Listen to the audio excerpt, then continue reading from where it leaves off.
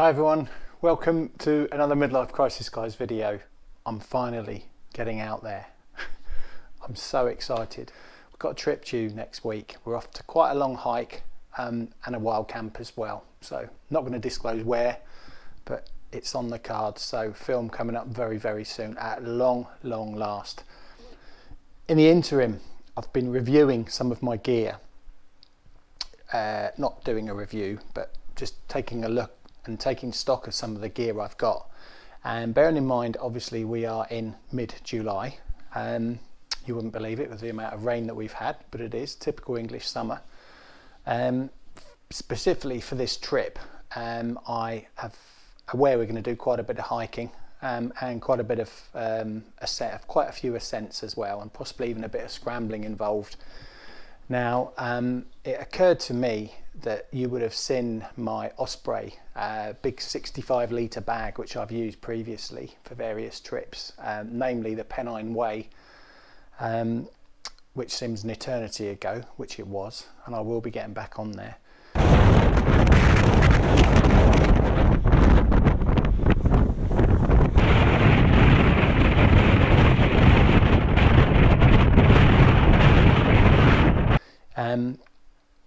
But just very, very heavy, lots and lots of gear, and the friends that I'm going with have sort of said to me that really just consider what I take, really do take the bare essentials, because we are going to be hiking a long way.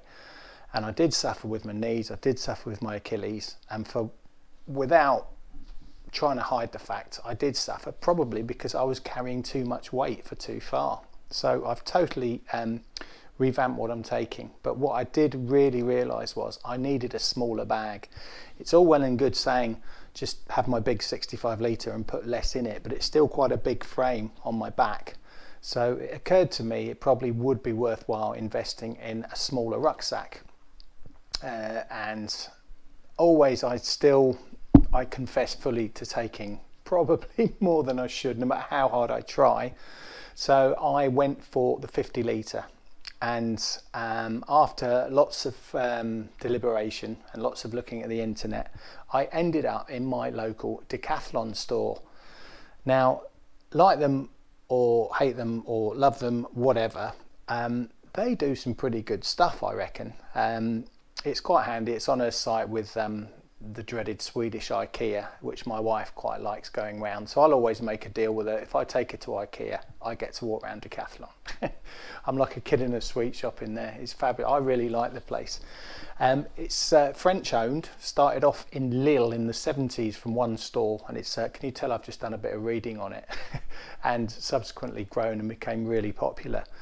I just know from my mountain biking days of interest, when I was really looking at getting new bikes and stuff, I would often look at the BT Twin range, which is like Decathlon's own range, and a lot of people saying they're really not bad bikes at all, pretty good quality. You know, I think there's a lot of snobbery out there with name brands. You know, there is in anything, isn't there? Sports, whatever, hiking, biking, whatever, you name it. But I really do like, and I got to hear that the BT Twin bike actually, if you look down individual spec wise, was better than a lot of the giant bikes out there within the same price range. I do remember. But you know what, I'm really embarrassed to admit I still ended up going for the giant, and I'm sure really with hindsight it was for the name, and then the frame went and bust on the giant, but that's another story. But anyway, so back to the rucksack. Yeah, 50 litre, it's the Forclaz range. Now Forclaz, I hope I'm pronouncing that right, pronounced Forclaz. Hello my little sugar plum. Sorry. Small fork, I think I've just read, or between two narrow peaks. Okay, there you go. So that's the name of Forclaz, that's what it means. But it is in effect Decathlon's own hiking brand, if you like. There's obviously Quencher or Kencher, not sure how to pronounce it, but which is another brand within the Decathlon empire, if you like, because there's thousands of stores. I just did read it's actually the biggest sporting retailer in the world now, which is quite impressive. A lot of people are not even aware of them because they only have like these big stores, and I'm not sure if you're aware, but you know, if you haven't been in one before, go, you're in for a treat. Have a look round. They cater for pretty much, I think I read on the sign the other day, 57 sports or something, which is quite impressive range really. And incidentally, I'm not on commission for them. I'll always say that. I'll just say how it is, and you know, I think they're pretty good, so check them out. Anyway, the Forclaz, I bought the 50 litre Trek 100 rucksack. What did I like about it? Firstly, the price. It was 50 quid, which I thought was pretty reasonable. And secondly, it was comfortable when I put it on.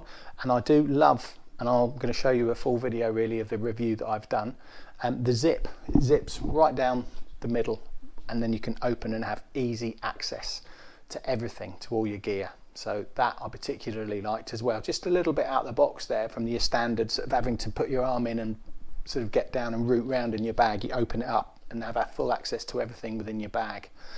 Just one of a few things that I kind of tipped me over the edge to choose that bag. But anyway, take a look and see what you think. I'm going to get to use it for real very, very soon, and I cannot wait.